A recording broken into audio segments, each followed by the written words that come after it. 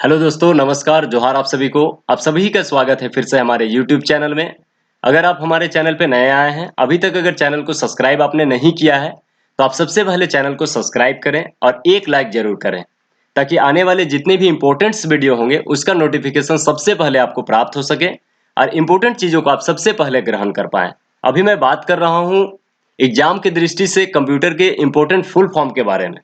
इससे पहले वाले वीडियो में मैंने आपको लगभग 40 इंपॉर्टेंट फुल फॉर्म मैंने बताए हैं जो एग्जाम में आने वाले हैं। तो इससे पहले वाले वीडियो को अगर नहीं देखा है तो आप लोग चैनल पे जाएं, उस वीडियो को जरूर देखें और उसका लिंक भी मैं डिस्क्रिप्शन में दे रहा हूं। आप सभी डिस्क्रिप्शन में जाएं और उस वीडियो को जरूर देखें और उसका नोट्स भी आप लोग बना लीजिएगा, ताकि आने वाले एग्जाम की दृष्टि से काफी ज्यादा वो आपके लिए इंपॉर्टेंट हो सके। तो आइए हम सभी देखते हैं आगे। तो सबसे पहले यहाँ पे हमारा दिया हुआ है CRT, इसको हम लोग क्या बोलते हैं, कैथोड रे ट्यूब। अब इसके बाद दूसरा हमारा क्या आता है, CTS, इसको हम लोग क्या बोलते हैं, क्लियर टू सेंड। अब इसके बाद देखिए हमारा यहाँ पे क्या है, CU। तो CU क्या होता है, कंट्रोल यूनिट, इसको हम लोग बोलते हैं। अब इसके बाद देखिए यहाँ पे हमारा क्या दिया हुआ है, D/A। तो D/A का मतलब क्या होता है, डिजिटल टू एनालॉग। जैसे मान लीजिए डिजिटल टू एनालॉग मतलब क्या है, ये जैसे डिजिटल टू एनालॉग, ये डिजिटल और एनालॉग क्या है। तो डिजिटल और एनालॉग जो होता है जनरली एक कंप्यूटर का प्रकार है। जिस तरह से जैसे मान लीजिए संरचना के आधार पे कंप्यूटर जो होते हैं, एनालॉग, डिजिटल और हाइब्रिड, ये 3 तरह के होते हैं। तो उसी में क्या है, D/A जो दिया हुआ है, डिजिटल टू एनालॉग यहाँ पे दिया हुआ है। उसके बाद हम लोग देखेंगे DB, यहाँ पे जो MS दिया हुआ है, इसको हम लोग क्या बोलते हैं, डाटा बेस मैनेजमेंट सिस्टम। अब इसके बाद हमारा यहाँ पे है DDS, इसको बोलते हैं डिजिटल डाटा स्टोरेज। इसको आप लोग नोट करते हुए चलिएगा, ताकि भविष्य में भी आपको क्या करें, काम दे सके। अब इसके बाद देखिए यहाँ पे DEC। तो DEC का फुल फॉर्म क्या होता है, डिजिटल इक्वाइपमेंट कॉर्पोरेशन। तो ये हमारे लिए काफी ज्यादा इंपॉर्टेंट है ना। इसी तरह के जो होते हैं ना एग्जाम में फुल फॉर्म्स ज्यादातर पूछे जाते हैं। काहे कि मान लीजिए जैसे अगर छोटा छोटा रहेगा, रैम रोम ये सब तो चलिए बहुत पुराना होते जा रहा है, हालांकि वो भी काफी ज्यादा अर्जेंट होता है, कहीं ना कहीं उसको भी पूछ देता है। लेकिन ये सब खास करके कोशिश करिएगा कि ये थोड़ा सा बड़ा है, थोड़ा सा ज्यादा इस तरह का आने का चांसेस रहता है। अब इसके बाद यहाँ पे देखिए आगे जब चलेंगे तो देखिए दिया हुआ DOS, इसको क्या बोलते हैं, डिस्क ऑपरेटिंग सिस्टम। अब इसके बाद देखिए यहाँ पे दिया हुआ DPI, इसको हम लोग बोलते हैं डॉट्स पर इंच। ये भी काफी ज्यादा इंपॉर्टेंट है, कहें कि DPI का कहीं कहीं पे पूछता है। तो ये जितने भी मैंने सेलेक्टेड यहाँ पे फुल फॉर्म्स लाए हैं, ये काफी ज्यादा महत्वपूर्ण है। अब इसके बाद देखिए यहाँ पे क्या है, DRDO। इसका तो नाम भी आप लोग सुने होंगे, चूंकि ये क्या है, एक रिसर्च सेंटर है। इसको हम लोग बोलते हैं defence research and development organisation.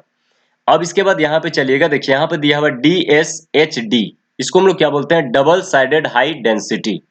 अब इसके बाद आगे जब चलिएगा तो DTP, इसको क्या बोलते हैं, डेस्कटॉप पब्लिशिंग।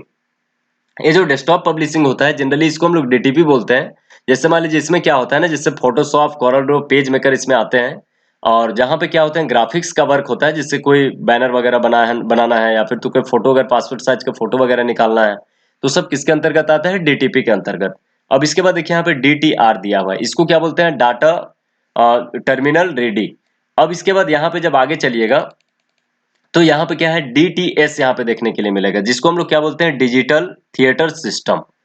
अब इसके बाद यहाँ पे देखिए हमारा एक इंपॉर्टेंट क्या है, DVD, इसको क्या बोलते हैं, डिजिटल वीडियो या वर्सटाइल डिस्क। तो हम लोग जनरली ज्यादातर जगह में इसको डिजिटल वर्सटाइल डिस्क ही बोलते हैं, लेकिन क्या है, डिजिटल वीडियो या फिर तो वर्सटाइल डिस्क दोनों बोल सकते हैं। तो यहाँ पे देखिए E बिजनेस। तो E बिजनेस का मतलब क्या होता है, इलेक्ट्रॉनिक बिजनेस। मतलब जो ऑनलाइन जो बहुत सारे जो अभी जो व्यापार जो होते हैं उसी को क्या बोलते हैं, इलेक्ट्रॉनिक बिजनेस बोला जाता है। अब इसके बाद आगे चलिएगा तो देखिए यहाँ पे क्या दिया हुआ है, E-कॉमर्स। तो E-कॉमर्स क्या है, इलेक्ट्रॉनिक्स कॉमर्स, इसको हम लोग बोलेंगे। अब इसके बाद आगे चलिएगा तो यहाँ पे देखिए दिया हुआ है ईमेल, इसको क्या बोलते हैं, इलेक्ट्रॉनिक मेल। इलेक्ट्रॉनिक मेल का मतलब क्या होता है, जैसे मान लीजिए जो संदेश वगैरह जो हम लोग भेजते हैं किन्हीं को, जैसे मान लीजिए किन्हीं को, जैसे व्हाट्सएप के जरिए बहुत सारा आजकल चूंकि मेल वगैरह होता है, किन्हीं को व्हाट्सएप में मैसेज भेजा जाता है। तो जब कोई ऑफिशियल वर्क करिएगा या फिर तो गवर्नमेंट के थ्रू कुछ जैसे अगर मैसेज वगैरह अगर आपको आते हैं, तो किसके थ्रू आते हैं, ईमेल के थ्रू आते हैं, इसलिए इसको क्या बोला गया है, इलेक्ट्रॉनिक मेल। ये भी काफी ज्यादा इंपॉर्टेंट है। अब इसके बाद आगे हम लोग चलते हैं, देखिए यहाँ पे क्या है, EB, उसके बाद CDIC, इसको हम लोग क्या बोलते हैं, देखिए यहाँ पे दिया हुआ है एक्सटेंडेड, यहाँ पे बाइनरी कोडेड डेसिमल इन, यहाँ पे देखिए दिया हुआ है क्या चीज, टर्चेंज, यहाँ पे दिया हुआ है कोड। इसको हम लोग क्या करेंगे, बढ़िया से इसको याद कर लीजिएगा। अब इसके बाद देखिए यहाँ पे EDP है, इसको हम लोग क्या बोलते हैं, इलेक्ट्रॉनिक डाटा प्रोसेसिंग। ये भी काफी ज्यादा इंपॉर्टेंट होगा। अब इसके बाद देखिए यहाँ पे दिया हुआ है EEPROM। अब यहाँ पे देखिए क्या है इलेक्ट्रिक, देखिए यहाँ पे इलेक्ट्रिकली, यहाँ पे इरेजेबल, यहाँ पे दिया हुआ है प्रोग्रामेबल, जो हम लोग का जो प्रोग्रामेबल जो दिया हुआ है रीड ओनली मेमोरी, ये इसका क्या होता है EEPROM का फुल फॉर्म होता है। अब इसके बाद देखिए यहाँ पे EFT है, जिसको हम लोग क्या बोलते हैं इलेक्ट्रॉनिक फंड ट्रांसफर। अब इसके बाद आगे चलेंगे तो देखिए ENIAC, इसको हम लोग क्या बोलते हैं electronic numerical integrator and calculator. ये जो है क्या है विश्व का सबसे पहला कंप्यूटर जो है, जब प्रथम पीढ़ी का जो कंप्यूटर था फर्स्ट जनरेशन का, उसमें ENIAC का नाम सबसे पहले आता है। अब इसके बाद हम लोग आगे चलेंगे, देखिए यहाँ पे EPROM इरेजेबल, देखिए यहाँ पे दिया हुआ है प्रोग्रामेबल रीड ओनली मेमोरी। उसके बाद यहाँ पे देखिए दिया हुआ है ERNET, इसको क्या बोलते हैं एजुकेशन एंड रिसर्च नेटवर्क। उसके बाद EXE, इसको क्या बोलते हैं एक्सिक्यूशंस। उसके बाद FAT फाइल एलोकेशन टेबल। अब इसके बाद देखिए यहाँ पे दिया हुआ है FD, जिसको क्या बोलते हैं फ्लॉपी डिस्क, ये भी काफी ज्यादा इंपॉर्टेंट है। अब इसके बाद यहाँ पे आगे चलेंगे तो देखिए यहाँ पे FDM फ्रीक्वेंसी डिवीजन मल्टी, देखिए यहाँ पे दिया हुआ है मल्टीप्लेक्सिंग। अब इसके बाद देखिए यहाँ पे FET है, जिसको क्या बोलते हैं इफिल इफेक्ट, यहाँ पे दिया हुआ है ट्रांजिस्टरी।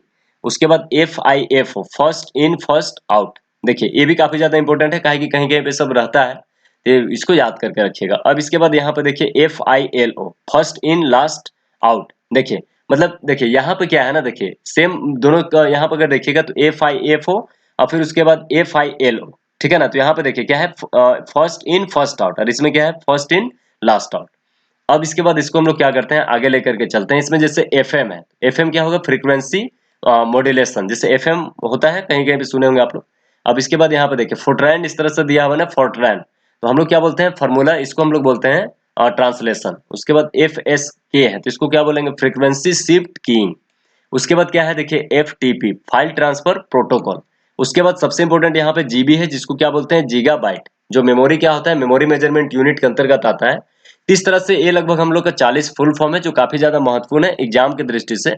तो आप लोग इसको क्या करेंगे नोट डाउन इसको कर लीजिएगा, नोट डाउन करके क्या करना है इसको याद भी कर लेना है, ताकि आने वाले समय में क्या हो आपको किसी भी तरह का एग्जाम अगर हो तो उसमें क्या हो, आप किसी भी तरह का फुल फॉर्म अगर आए तो उसमें आप क्या करें इसको आसानी से जवाब दे पाए। तो आज के लिए बस इतना ही। आप लोग इसी तरह से वीडियो को देखते रहें, अपने दोस्तों को जरूर शेयर करें। बहुत बहुत धन्यवाद। जय हिंद।